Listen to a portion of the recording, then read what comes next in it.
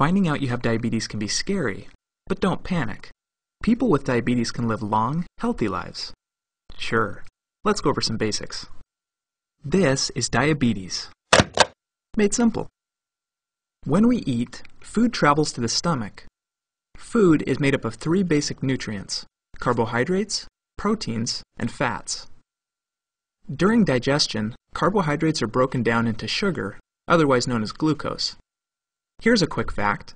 Carbohydrates include foods such as bread, rice, pasta, potatoes, fruit, milk, and yogurt.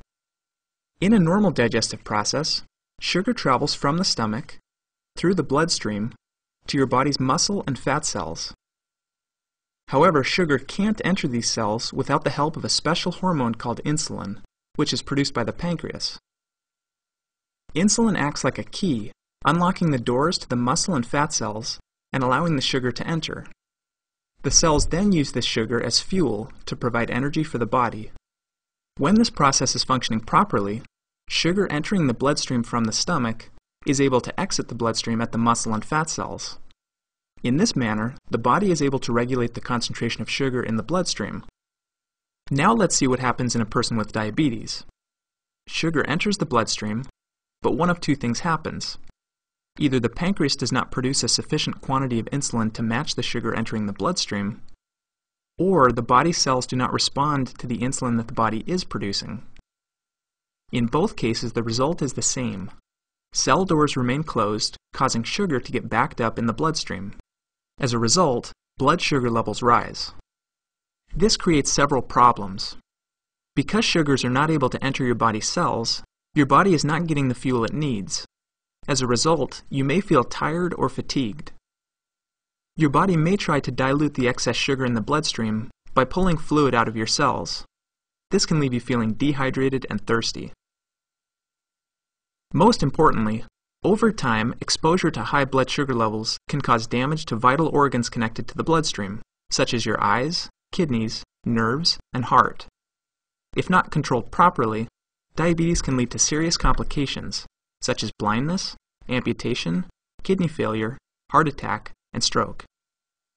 In order to avoid these complications, people with diabetes must take steps to keep their blood sugar levels in a normal range. One way to do this is through diet. By reducing the amount of carbohydrates you eat in a single meal or snack, you can regulate the amount of sugar entering the bloodstream and prevent your body's insulin supply from becoming overwhelmed.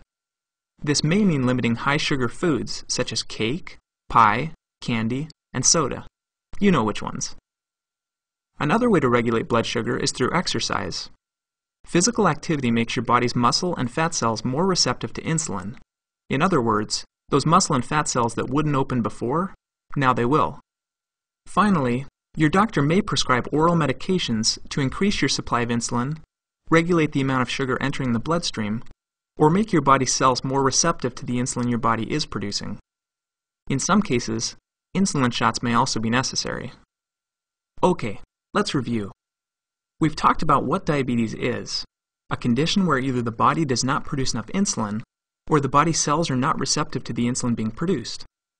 We've seen what complications can arise from it, such as fatigue, dehydration, and damage to vital organs.